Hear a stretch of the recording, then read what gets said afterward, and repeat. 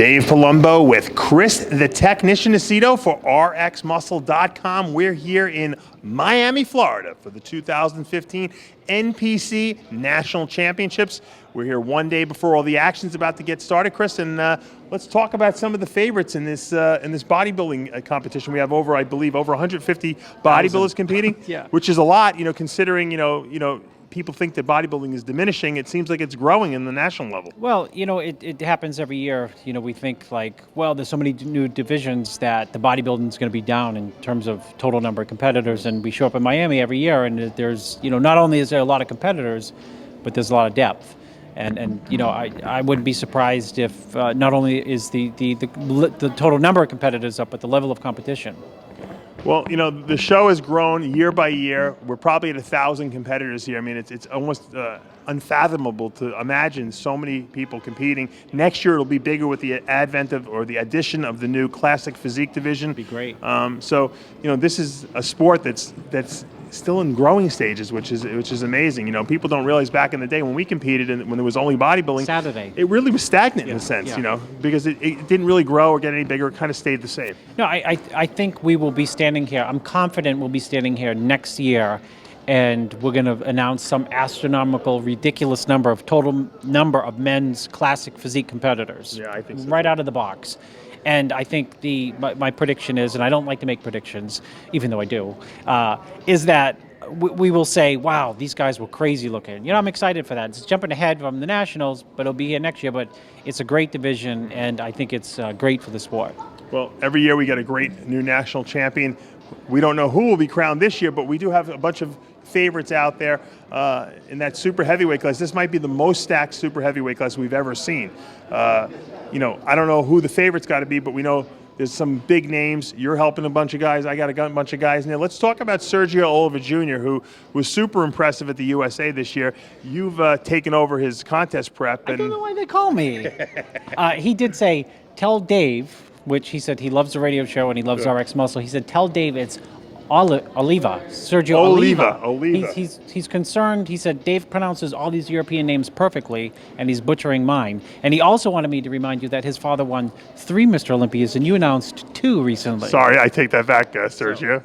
And I'm trying to buy one of the Sandows from Sergio, knowing Does that he have it? Did his father donate to him? I don't know. I'm not that Has close. he inherited them? Well, I do know this, that people out there buying fraudulent ones for $10,000. That's true. So I know it's true. So I wanted to see if I could get. Did you notice they changed the Sandow this year? Yeah, they did. Purposely to prevent people from selling it. That's right. Although who told us that it was a fake?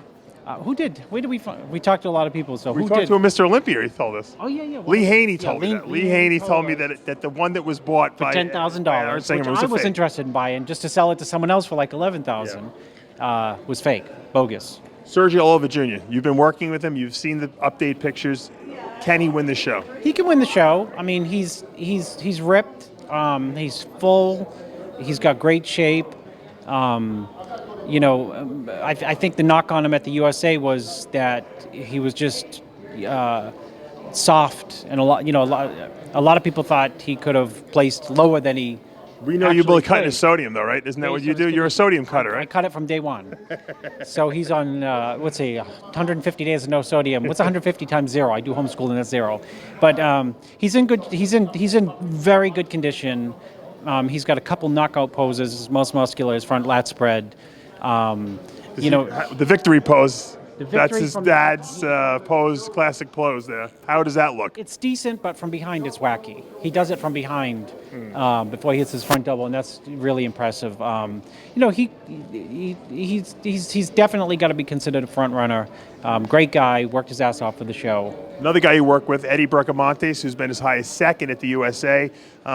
Where do we see this guy falling? I mean, sometimes he's on, sometimes he's not. When he's on, he's tough to beat. Yeah, when he's off, he's not as good as he could be. I would say he's clearly at his best. I mean, he's got a great combo of really round for his frame, and he's got a really good detail, and he's very hard.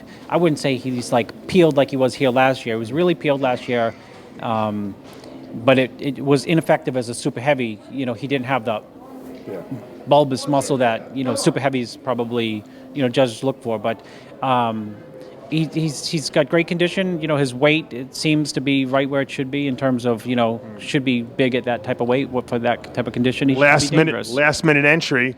Big John Ward, who's second at the USA 2 years ago. Stealth John Ward. Yeah, it was like last second entry. No, but I mean, people were here and like, wow, hey, John, what are you doing? You know, and he's like, I'm doing the show. Always dangerous. He's going to be over 260, I'm sure, on stage. And, you know, if he comes in shape, he might be tough to beat here.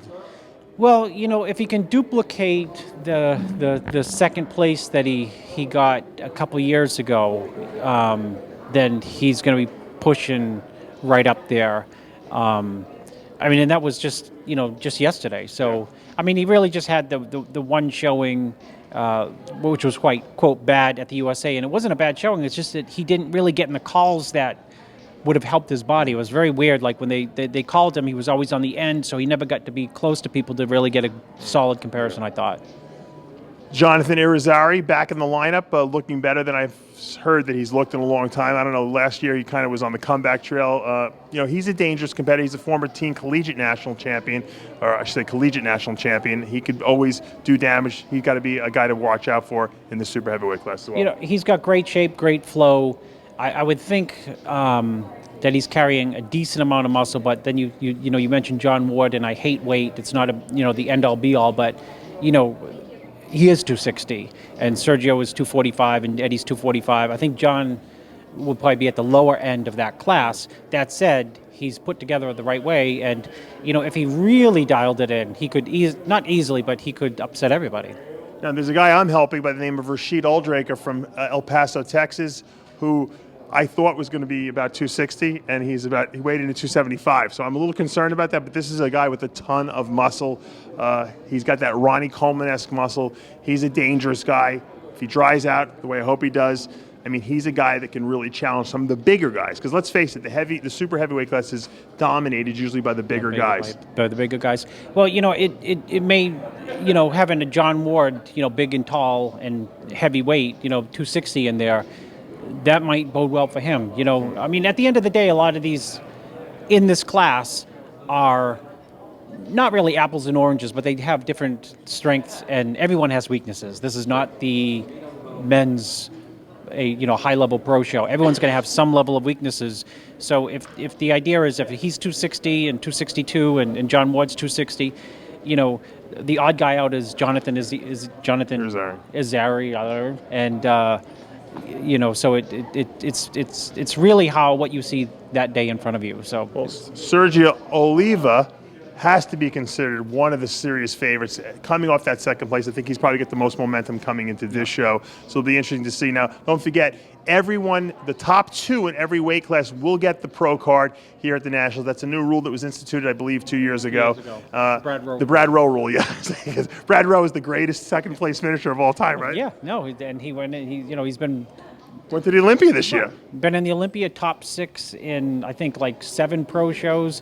And 3 years ago, I think he was at like 4th at the New Hampshire, or 4 years ago. So yeah. That's the 2 pro cards per class. I think it's a good idea. Well, there's a lot of guys in the show, so it gives them a little bit more incentive to come to the show and do the show. So, guys, you know, I'm looking forward to seeing who the newest and greatest NPC National Champion will be. Stay tuned to all our coverage here on RxMuscle.com all weekend long. Check out the live play-by-play on the RxMuscle forums. That's tomorrow and Saturday, and, of course, all the wrap-up interviews after the prejudging tomorrow night, the final wrap-up on Saturday night, and, of course, the winner interviews. For now, I'm Dave Palumbo with Chris, the Technician Aceto, RxMuscle.com.